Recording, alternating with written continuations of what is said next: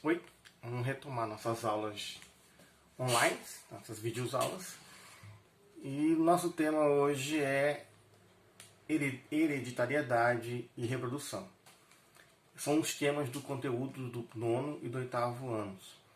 Como são temas que se conversam, um precisa do outro para melhor assimilar, eu vou gravar essa videoaula uma vez só, tá? Para os dois. Quando a gente fala em hereditariedade, automaticamente a gente tem que lembrar de Mendel. Mendel é o pai, para a biologia, é o pai da genética. Genética é a parte da biologia que estuda como que as características passam dos pais para os filhos. É esse jogo, como acontece, essas características, como são herdadas. Quem vai tratar com isso, quem estuda isso é a genética. Então Mendel é esse cara que começou esse pensamento. Ele era um monge, vivia num monastério na Tchecoslováquia, e ele cultivava um jardim. E ele percebeu que no seu jardim haviam plantas, ervilhas, com flores brancas e ervilhas com flores vermelhas. Ele percebeu também que alguns pés eram mais altos e outros eram mais baixos. Ele percebeu também que a semente era de cores diferentes e também de jeito diferente. As vagens, né, o fruto dessa planta também eram vagens de cores e jeito diferente. O que ele fez? Curioso, com essa variação, ele fez cruzamentos artificiais. Ele pegou o pólen de uma flor, colocou numa planta, na flor da outra planta, e ele fez o contrário, para ver o que acontecia. Então, quando ele cruzou, ele percebeu que na primeira geração do cruzamento dele, as plantas todas eram de cor, flores vermelhas, e todas as plantas eram altas. Eu falei assim, ué, mas eu cruzei alto e baixo, branco e vermelho, por que surgiu só branco, só vermelho, desculpe, e todas as plantas altas? O que aconteceu com a característica baixa e branca? Ele pegou essa semente dessa planta, que na biologia nós vamos chamar isso de F1. Essa aqui é a primeira geração, a F1, primeira geração. Pegar essa semente dessa planta que ele criou artificialmente e cruzou de novo. Plantou, cresceu e fez o cruzamento. Nesse cruzamento novo, nessa F2, ele percebeu que coisas que tinham sumido voltaram. As flores continuavam surgindo vermelhas, só que agora surgiu de novo, apareceu a branca. As plantas continuavam sendo plantas altas também, só que também apareceu as plantas baixas. Aí ele parou assim para pensar, então a característica genética, a característica que um pai, uma mãe passa para o seu descendente, para o seu filho, ela não some, não desaparece. Ela está ali, guardada em algum lugar, e esse algum lugar fica armazenado até que em algum momento, alguma coisa estimule e ela volta a surgir novamente. Aí ele chamou isso de gene. Então havia um gene, né? A biologia passou os anos, melhorou esse pensamento de Mendel. Então havia um gene que guardaria essas características nossas e, de acordo com o cruzamento, algumas características poderiam ou não surgir. Para isso, também surgiu outro nome. As características que aparecem com maior porcentagem, usou-se o termo de dominante. Então, aquilo que aparece mais forte são chamados de genes dominantes. Aqueles genes que aparecem com muita dificuldade, a biologia chamou de gene recessivo. Então nós temos características dominantes e características recessivas. Elas não se perdem. Não é porque não apareceu que se perdeu. Não, elas estão ali arquivadas. No cruzamento, quando esses pares iguais se aparecem, eles se juntam, né, se encontram, eles vão manifestar-se. Beleza? Para explicar isso melhor, eu vou usar o heredograma. O heredograma, ele pega as características genéticas e faz o cruzamento. Para a gente entender como que é o surgimento, como que essas características aparecem em qual porcentagem. No caso aqui da primeira geração da F1 que Mendel fez, ele teve plantas, flores vermelhas, e ele teve plantas com flores também vermelhas. Só surgiu planta com flores vermelhas. Quando ele fez o cruzamento desses indivíduos aqui, esse é o heredograma, ó. O heredograma, você coloca os genes e eles, de forma isolada, né?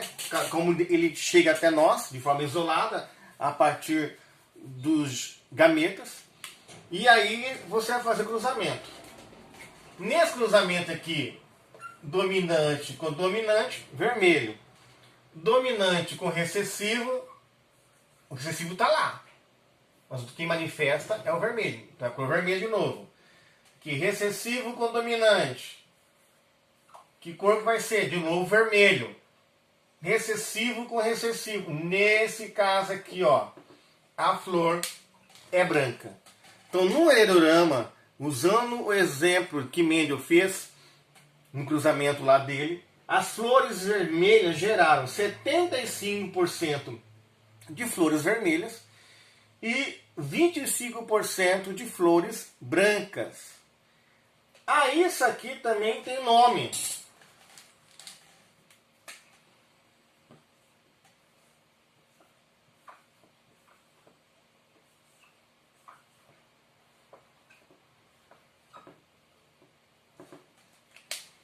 Tá? Isso também tem nome. Nós chamamos isso em biologia de homozigóticos e heterozigóticos. O homo são indivíduos iguais, ó. Bzão, Bzão, Bzinho, Bzinho. Então, esse aqui são genes homozigóticos.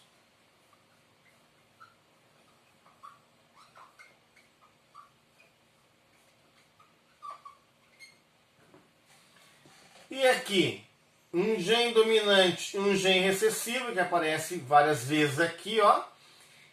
A característica que vai aparecer é a dominante.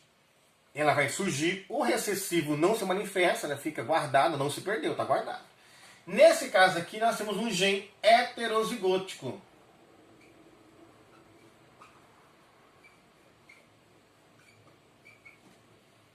Então, no cruzamento que o Mendel fez, nós percebemos que a flor vermelha vai aparecer com maior dominância, a cor branca em menor quantidade, 25% somente, e os genes, nós temos 50% dos genes serão heterozigóticos e 50% dos genes serão homozigóticos. É o caso, sim. Pai, mãe de olhos castanhos, filho de olho verde. Isso pode? Pode. Que o verde é uma característica recessiva. O dominante vai aparecer lá, o castanho. Aparece, que é o cruzamento preto com verde. No cruzamento preto com verde, os olhos castanhos. O olho castanho tem essa característica. Ele guarda em si uma genética para verde. Não se manifesta, mas não quer dizer que quando cruzar verde, castanho com castanho, eu tenho 25% de chance de ter um filho com olhos verdes. É uma característica, um exemplo somente. Tá? Então vamos lá. Então genética é essa maneira como os genes são transferidos de pais para filho. Foi o que o Mendel inaugurou. Nós temos mais ou menos 20 mil genes. Isso para a nossa espécie humana. Esses 20 mil genes estão reorganizados de forma diferente, de acordo com como as fitas vão se encontrar. Tá? Cada 3 bases nitrogenadas, que nós vamos ver isso daqui a pouco, cada 3 bases nitrogenadas determinam uma característica genética. E isso você herdou. Ela pode não manifestar-se, mas está herdado. Porque tem que ter um outro paralelo, uma outra fita genética que, quando se junta, os iguais, as características iguais vão se cruzar, né? Vão se alinhar, e aí vai manifestar uma característica que está ali presente na sua genética. Tá? Então a célula do nosso corpo é chamada de uma célula diploide. O que quer dizer isso? Essa célula diploide apresenta 46 cromossomos. O que é um cromossomo? O cromossomo é uma fita dupla. Ela está interligada entre si e essa fita está gravada todas as nossas características físicas. Cor de olho, formato do ciolho, cor de pele, tipo de pele, formato da boca, dos olhos, nariz, orelha, tipo e cor de cabelo, a sua altura, tudo determinado está aqui na sua fita, no seu cromossomo. Essa é uma característica que você herda. É lógico que o meio ambiente também interfere nisso aqui, inviabilizando o surgimento de algumas características. Por exemplo, se na fase inicial da sua vida, você, da 0 a 7 anos, você não recebeu alimentação suficiente de forma adequada, aquilo que estava determinado geneticamente para a sua altura não vai acontecer, porque faltou alimentação. Isso é um exemplo. Tá? Dentro desse cromossomo, ele está todo emboladinho no núcleo da sua célula. Não está todo enroladinho, está todo emboladinho, parece um novelo de lã. Quando essa célula vai se reproduzir, elas se enrolam, formando essa aparência que nós já conhecemos, né? Geneticamente falando, né? Em questão de biologia, a gente sempre vê isso aqui, né? A questão de genética, esse é um exemplo de Na verdade, isso aqui acontece somente na época que essa célula vai se reproduzir. Por que acontece isso? Porque essa célula vai se dividir, ela faz uma cópia dela mesma, ela se divide, um lado vai para um canto da célula e o outro pedaço dela vai para outro canto. Isso aqui acontece na hora de formação dos gametas. Tanto na formação do espermatozoide, no caso do menino, como na formação do óvulo, no caso da menina. O óvulo e o espermatozoide, eles não têm a mesma quantidade de cromossomos que nós possuímos. Eles não têm as 46. Ele tem somente a metade, 23 cromossomos no espermatozoide, 23 cromossomos no óvulo. Quando eles se encontrarem lá no útero, aí sim, na fecundação, quando esse indivíduo penetra esse indivíduo, vai haver essa junção e ele retoma os 46 cromossomos. Essa é a primeira célula do novo indivíduo. Essa célula vai sofrer processo de multiplicação para dar forma, massa, volume ao corpo humano, a esse corpo, né, não só humano, qualquer ser vivo que vai surgir. Então, na primeira célula, sim, é uma célula somática, nós chamamos ela de célula somática, é uma célula do seu corpo, célula somática. Essa aqui é chamada de célula gamética, são os gametas, célula gamética. Então nós temos células somáticas que formam o seu indivíduo, o teu corpo, e as células gaméticas serão formadas na época da puberdade, da adolescência. Nós chamamos para você isso, que na fase de desenvolvimento humano, a puberdade é muito importante, porque é nesse momento que há o amadurecimento sexual. Por que é tão importante isso? Isso garante que a tua espécie continuará existindo, porque você está apto a reproduzir a tua espécie. Isso tanto em nós, animais, como nos vegetais. Tanto em nós, seres macroscópicos, como nos seres microscópicos. Então, essa fase da reprodução ela é importante porque garante a sobrevivência, a existência dessa espécie. Beleza? Liberar o seu espermatozoide. Esse espermatozoide somente com 23 cromossomos. Essa aqui é uma célula gamética, né? A menina vai herdar do ar, na verdade, o óvulo, também 23 cromossomos, também uma célula gamética. O homem vai liberar, na hora da produção, o espermatozoide, célula gamética com 23 cromossomos. A mulher libera seu óvulo, 23 cromossomos, uma célula gamética. São células haploide, tá? Então, célula com metade de cromossomos são chamadas de células haploides, células reprodutoras, células gaméticas. E essas células gaméticas apresentam somente metade do cromossomo, 23 cromossomos.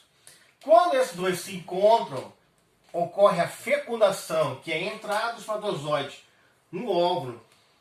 Na fecundação, você vai ter essa junção agora. 23 do seu pai, mais 23 da sua mãe, surge um novo ser que não é a cópia do pai e da mãe, é um novo indivíduo. Talvez características que não estavam presentes, aparentadas no pai e na mãe, poderão aparecer aqui nos filhos. Isso é normal. É uma questão de genética, de novo, né? Você estudar suas características, as suas descendências, ver quais são os seus pais, quem foram os seus avós, os avós deles, para você entender por que o cara é ruivo, por que tem um olho claro, por que tem daquele jeito, por que é assim, assado. Isso tudo está gravado na sua característica, que você não perde isso. Quando esses genes se encontram na fecundação, os genes, os cromossomos homólogos, aqueles que correspondem às mesmas características, né? Eles vão se juntar. Então os cromossomos homólogos se juntam, eles se unem através das suas ligações, e as características, né, lá, 3 bases nitrogenadas juntas, vai formar uma característica. E essas características aqui nós vamos descobrir agora. As características que são dominantes manifestarão. As recessivas ficarão de novo dormente ali, guardadas, mas estará ali. Então, nessa fecundação, quando os cromossomos se juntam, os homólogos, os que são iguais, que apresentam as mesmas características, eles vão se juntar, fazer a ligação entre eles e vai haver essa manifestação. Tá? Agora a gente vai iniciar uma nova fase. Pares gênicos, né? Eles vão se unir. Aí você vai ver aquela questão da semente lá de Mendel. Quando você tinha plantas de flores vermelhas surgindo plantas com flores brancas. Por conta do quê? Daqui que eu já falava para você, da homozigose e da heterozigose. Na heterozigose, o indivíduo apresenta duas características. A que manifesta a dominante, essa recessiva está presente. Ele não se perdeu, ela não se perde. Quando que essa recessiva vai aparecer? Quando um par for recessivo e o outro par for recessivo. Quando os dois recessivos se encontram, ele apresenta, ele se manifesta. Fora isso, ele vai ficar armazenado. Não se perdeu, está armazenado ali. Tá? Aí nós temos dois nomezinhos novos a você. Genótipo e fenótipo. O que é um genótipo? Olha que nome lindo. Pode colocar no filho de vocês. Genótipo. O que é fenótipo? São nomes, termos biológicos, onde genótipo determina as características genéticas que você herdou. Está lá no seu cromossomo. Isso aqui é referente ao que está no seu cromossomo. O fenótipo é aquilo que é a manifestação que você vê do genótipo. Voltando novamente lá no Mendel. Flor branca cruzou com flor vermelha, surgiu só vermelha. Cadê a branca? Se perdeu? Não, nós sabemos que não. Ela ficou nos genes. Os genes que surgiram são genes heterozigóticos. Né? Era assim, ó. Flor vermelha que cruzou com flores brancas. Essa aqui eram genes homozigóticos, né? Homo, ele só tinha dominância, não tinha recessividade. Os dois eram brancos puros e vermelhos puros. Quando cruzou, o que vai acontecer? Vai surgir um gene vermelho que herdou do indivíduo, o gene para a cor branca que herdou do outro indivíduo. Só que aqui, o que aparece? Esse aqui é o genótipo. Mas o que aparece? Qual é o fenótipo? É uma flor meio branca mesmo? Não. O que vai aparecer é o dominante. No caso aqui, o vermelho. No meu genótipo, eu tenho características para as duas cores. No meu fenótipo, o que aparece de verdade, o que manifesta de verdade, aí vem a questão da dominância, foi a cor vermelha. Perdeu-se a branca? Não, tá lá. Está guardada dentro da semente, dentro da sua célula genética, dentro da sua célula gamética. Né? Ela vai estar armazenada na hora de formação dos gametas, ela vai estar lá guardada. Quando que aparece? Vai aparecer quando o recessivo encontrar com outro recessivo. Quando ele herdar as duas características recessivas do pai e da mãe. Aí ela aparece. Caso contrário, vai ser a questão da dominância novamente. Tá. Aí vamos entrar no tema reprodução. Eu não estou falando só para o oitavo ano, é o conteúdo do oitavo ano, mas é interessante também o pessoal do nono prestar atenção aqui para entender a questão da hereditariedade, tá? Lembrando que a fase mais importante do desenvolvimento animal e vegetal é essa fase do amadurecimento sexual. Na nossa espécie humana, nós chamamos isso de adolescência e puberdade. É a mudança física seguida do amadurecimento do aparelho reprodutor, tanto feminino como masculino. As gônadas, os testículos e os ovários amadurecem, estão prontos, aptos agora a gerar descendente. Essa fase do amadurecimento sexual, da preparação para a reprodução, ela é muito importante, como já havia dito, que é ela que garante que a minha espécie continue existindo por muitos e muito tempo. Se não houver esse amadurecimento, essa espécie está fadada à extinção, tá? Então, nós temos dois tipos de reprodução. A reprodução sexuada e a reprodução assexuada. O termo já diz que a existência ou não do ato sexual.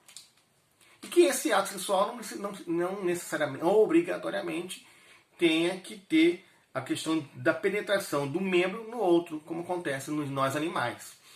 As plantas também têm reprodução sexuada.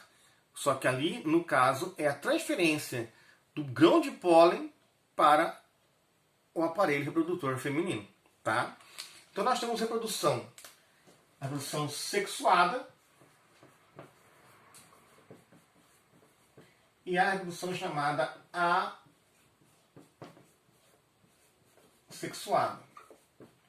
O legal da sexuada é a questão da variabilidade genética. Quando indivíduos se relacionam sexualmente para gerar descendente, a reprodução sexuada ela é mais interessante, tá? Ela gera uma variação genética melhor. Quer ver um caso? Nós já falamos sobre isso em sala. Cães de raça, eles são mais sensíveis a algumas doenças, como parvovirose e cinomose. São doenças muito comuns. São bactérias que vivem mais perto do chão. Os cães de raça, para manter a raça, os indivíduos têm que cruzar entre eles, parente com parente, filho com pai, pai com mãe, esse cruzamento, pai com filha, para que a espécie continue. O que não acontece aí é uma mudança genética. Os indivíduos acabam não tendo essa variação genética, porque é um cão de raça, é um animal de raça, então as características genéticas deles é que dão a eles esse valor. Só que quando você mantém esse cruzamento dentro da mesma espécie, dentro do ambiente familiar, não há esse melhoramento genético. Como consequência, no caso de cães de raça, é muito fácil ele morrer de cinomose e parvovirose. O que já não acontece com cães chamados vira-latas, sem raça. Porque nos cães vira-latas, nos cães sem raça, há um cruzamento maior entre espécies, a mesma espécie, mas indivíduos diferentes. Cachorro grande com cachorro pequeno com cachorro grande, cachorro peludo com cachorro com pouco pelo. Essas características fazem com que esse indivíduo aumente a sua variabilidade genética, concedendo a ele uma maior resistência, principalmente a doenças. Também na resistência física. No caso, Amora lá fora latina. Cães sem raça, dificilmente eles morrem quando filhote porcinomose ou parvovirose. Com a assexuada há uma maior variabilidade, né? Uma variação, uma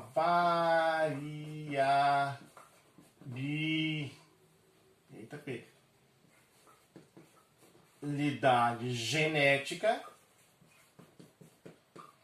o que concede a esse indivíduo maior algumas características melhoradas. E já que na reprodução assexuada não existe essa variação genética, né? Na reprodução assexuada você vai ter uma cópia do indivíduo para o outro indivíduo. Sempre haverá cópia. O filhote, o filho que nasce vai ser uma cópia do pai, uma cópia idêntica do pai e da mãe dele, né? O que nós chamamos hoje de clonagem. A clonagem é essa questão da cópia genética. Certo? O que tem nesse indivíduo vai ter todos os outros iguaizinhos. Onde que você acontece isso? Ó? Reprodução assexuada. Ela pode ser por bipartição ou cisciparidade, comum nas bactérias. Gemulação. Você lembra no sétimo ano quando você estudou poríferos? Aquela esponja marinha, a reprodução dela é também de forma assexuada. No caso porífero, são chamados de gemulação. Formam um indivíduo tá lá, esponjazinha, bonitinha, e de repente aqui começa a aparecer um carocinho. E o carocinho vai crescendo, de repente ele pode cair ou não. Isso aqui é uma reprodução assexuada por gemulação, formando uma gema, né? Um novo indivíduo. Pode ser por estrobilização. É o caso da planária. Lembra você que eu desenhei planária nos platelmintos? Lá no sétimo ano? Um bichinho que parece que ele é estrábicozinho. Lembra dele? A planária? Um bicho enormezinho, pequenininho assim.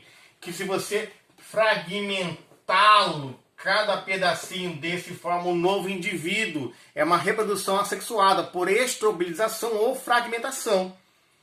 E um outro exemplo de reprodução assexuada é a partenogênese. Olha que nome bonito, partenogênese. O que acontece no caso das abelhas, da mariposa que tem, quando larva, recebe o nome de bicho da seda, da pulga d'água. As fêmeas conseguem gerar novos descendentes sem a presença do homem, do indivíduo masculino, né? Na partenogênese, no caso da abelha, ela é uma vez só fecundada e depois, a partir dali, ela começa a multiplicar essa célula, né, fecundada em muitas, infinitamente vezes. No caso da pulga d'água, da mariposa, do bicho da seda, ela consegue fazer essa produção através do seu próprio óvulo e ele consegue formar um novo indivíduo. Então, de novo, é uma cópia de si mesma. Beleza? Então, nós temos aqui reprodução sexuada, que garante uma melhoria genética, uma maior variação genética, e reprodução assexuada, que nada mais é que uma cópia, né? Nós temos alguns exemplos que eu falei para você: bipartição, gemulação, fragmentação e partenogênese. Alguns exemplos de reprodução assexuada. Quando eu falei para você, as plantas também fazem reprodução sexuada. Só que no caso, a planta, o que acontece? Esse é o indivíduo masculino. Você consegue ver aqui, ó. Esse é o indivíduo masculino. E esse amarelo é o indivíduo feminino.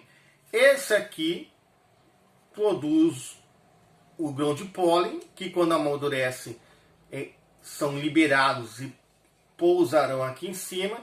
E eles vão fecundar aqui, ó, lá dentro, o ovário, onde estão os óvulos dessa planta. Então nós temos aqui o indivíduo feminino e o indivíduo masculino. Ela tem, geralmente, uma planta, ela apresenta vários indivíduos masculinos e um único feminino. Tá? Então, essa é uma reprodução sexuada nos vegetais. A maioria dos vegetais é dessa forma, né? Não são todos que apresentam essas características, mas a maioria deles é assim.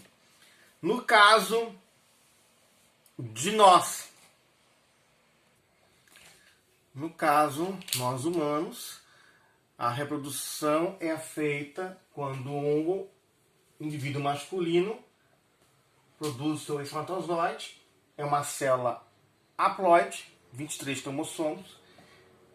A o indivíduo feminino produz uma célula sexual, o óvulo, que também é uma célula haploide, né? Esse aqui é chamado de escudo de Marte e esse é o espelho de Vênus. Usaram esses símbolos para tipificar homem e mulher, usando mitologia antiga, grega, né? As células haploides se fecundam, a fecundação, a formação do zigoto. A partir de aqui, nós temos células diploides, já são células normais, com 20, não mais 23 cromossomos, mas sim 46 cromossomos, uma célula normal.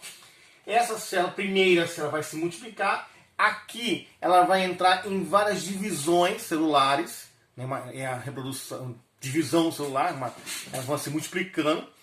E mais à frente vai dar origem ao embrião e posteriormente ao feto, até chegar ao nascimento dele. A fecundação é outro caso interessante. Nós temos dois tipos de fecundação. A interna, quando o macho introduz na fêmea, leva para dentro dela o espermatozoide. E a externa, quando tanto o espermatozoide como o óvulo não se encontram dentro da fêmea, mas sim do lado externo, lá de fora. Na fecundação interna, um exemplo somos nós, seres humanos, os cachorros, gato, vaca, cavalo. São animais que apresentam um macho e uma fêmea, onde o macho introduz na fêmea, coloca dentro da fêmea o espermatozoide. Lá dentro da fêmea, o espermatozoide vai encontrar com o óvulo. No caso da fecundação externa, que acontece lá de fora do corpo da fêmea, o exemplo é o sapo e a rã, né? Os dois se encontram, há aquele abraço, nós já vimos isso no 7º ano, tanto ela como ele liberam dentro da água os ovos e espermatozoides. Dentro da água, os espermatozoides e óvulos vão se encontrar, vão se fecundar, vai formar um zigoto e vai haver todo o desenvolvimento. No caso ainda de fecundação, nós temos os indivíduos chamados vivíparos. É o caso da mulher, né? Nós somos seres vivíparos. Vivíparo é quando o feto, né, o embrião, o zigoto, se desenvolve dentro da cavidade uterina, dentro da mulher, dentro da fêmea. Nós temos aqueles outros indivíduos chamados de ovíparos. Os ovíparos é o caso da galinha, do pato, do passarinho, das aves em geral, de alguns répteis, que apresentam essa questão da fecundação interna, mas o desenvolvimento é dentro de um ovo do lado de fora da fêmea. Fecundação interna, sim, mas o desenvolvimento desse indivíduo é do lado de fora. No caso do vivíparo, fecundação também é interna, mas o desenvolvimento é dentro da mãe. Tá? Nós temos aí um outro caso, nós já vimos isso, se não me engano, os chamados ovovivíparos. Os ovovivíparos é a junção dos dois aqui. Fecundação interna, o ovo é gerado dentro, ele fica retido no útero, e não fica para fora, né? Não sai, como no caso das aves e dos répteis, na maioria dos répteis. Não, no caso do ovo vivíparo, a fêmea é fecundação interna, mas o ovo fica preso, retido dentro do útero. E na hora que ele vai, perto do momento da eclosão, do ovinho rachar e o filhote sair, perto de acontecer isso, a fêmea libera os ovos e aí ocorre essa questão da eclosão. Um exemplo de ovo vivíparo é o tubarão. Apesar do Gasper, ele introduzir na fêmea aquela bolsa com o espermatozoide, nós já vimos isso no 7º ano, e essas bolsas exploram lá dentro, é liberado o espermatozoide, enquadra com o ovo, forma-se um ovozinho. Ele fica dentro do útero da fêmea, a fêmea retém, o útero retém esse ovo. Chegando perto do momento do nascimento, ele libera o ovo e ele eclode e sai o tubarãozinho. Beleza? Outra característica interessante também na questão de herança é o sangue, tá? É o sangue. Há os 4 tipos sanguíneos. Nós temos o sangue tipo A, o sangue tipo B, o sangue tipo AB e o sangue tipo O. Não é por acaso isso aqui não, porque essa aqui são características dominantes. E esse indivíduo aqui é uma característica recessiva. Então nós temos genes para sangue também. A, B e O. Esse aqui dominante, esse aqui recessivo. Um outro fator também ligado ao sangue é o fator RH. O fator positivo é o fator dominante. O fator negativo é um fator recessivo. Então nós temos sangue AB e O. E temos o fator RH, que também é importante na questão de doação de sangue. Né? O fator positivo é o dominante e o negativo é recessivo. Isso tudo aí é herdado geneticamente. Vamos pegar o meu caso. Eu tenho sangue tipo O, representado pelo I minúsculo. A minha esposa tem o sangue tipo A. Eu não coloquei 2, porque eu herdei do meu pai, herdei da minha mãe. Da Jeane, eu não sei qual é o outra herança dela. Mas eu sei que é a dominância, porque é sangue A. Então, no caso nosso, os nossos filhos, quais são o tipagem sanguíneo dos dois? É A também. Os dois são A heterozigóticos, né? São indivíduos com um gene que lhe herdaram de mim, tá? O O, e um gene dominante que herdou da mãe, que é o A. Então, os tipagem sanguíneo daqui de casa, dos meus filhos, são A. Por recessividade, a minha genética para O, ele herdou, mas não manifestou. Outra característica também interessante na questão de herança genética é a questão do sexo. O indivíduo masculino tem duas características genéticas para sexo. Ele tem X e Y. A mulher também tem duas características, mas as duas são X. Então, isso aqui, o espelho de Vênus da menina. Isso aqui, o escudo de Marte da menino. A diferença é esse aqui. Então, na hora o Y, né? Na hora de formação do espermatozoide, alguns herdarão o X, outros levarão o Y. No caso da mulher, ela só vai mandar X em seus ovos, porque tanto faz X com X é X. Então a mulher, para a reprodução, para a formação do aparelho sexual, tanto masculino e feminino, quem definiria, teoricamente, são os homens, né? Que mandam dois fatores para sexo, o Y e o X.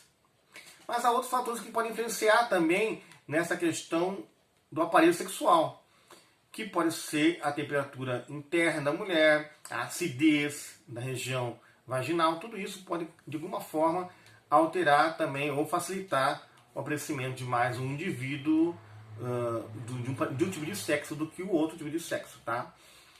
Ainda falando de reprodução e genética, algumas doenças são herdadas geneticamente. Algumas doenças são ligadas ao sexo, mas há também genética e há doenças que são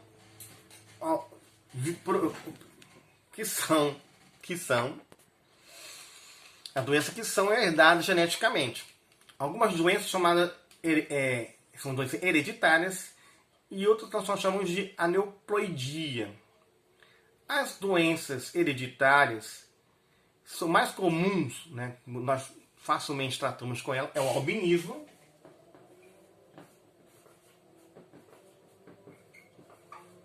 que é a incapacidade do corpo produzir melanina. A pessoa fica com a pele muito branca, os cabelos bem claros, né? Muito claro, olhos não tem cor, fica meio avermelhado, porque a pessoa albina não produz melanina. E a melanina é que dá cor à pele, aos olhos, ao cabelo. Outra, a hemofilia, uma doença também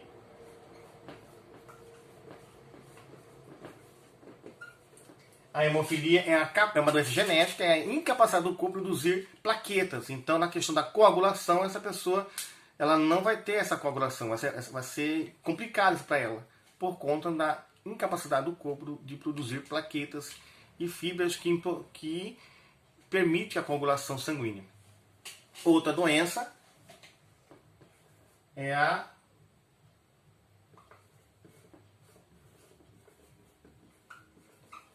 o daltonismo, que também é uma doença hereditária, você herda também, não obrigatoriamente um pai ou a mãe tem que ser daltônico, mas se essa característica está presente na sua genética, em ambos, nos dois, ela vai manifestar-se com muita certeza. Então, o daltonismo é a dificuldade de percepção de alguns tipos de cores.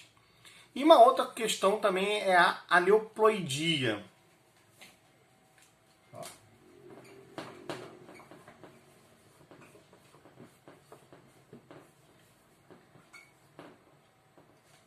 No caso da aneuploidia, ela tem um diferencial. É a quantidade diferente de material genético. Está a mais ou está faltando. No caso da aneuploidia, é isso. O material genético dele está a mais ou está a menos. Um exemplo muito comum disso é a síndrome de Down. A pessoa com síndrome de Down tem uma aneuploidia no cromossomo 21, são 46, mas o 21 vai estar com um problema. E aí determina uma característica, uma face sindrômica. Geralmente as pessoas que têm essas aneuploidia, elas apresentam uma face sindrômica. Todo mundo apresenta o mesmo tipo de rosto. Um exemplo, o daltonismo. Um exemplo, a síndrome de Down. Beleza? Qualquer dúvida, vou deixar uns videozinhos também no meu blog. E aí vocês assistirão ele. E vamos marcar um outro momento para nós tirarmos as dúvidas para depois fazer a nossa provinha. Beleza? Um abraço.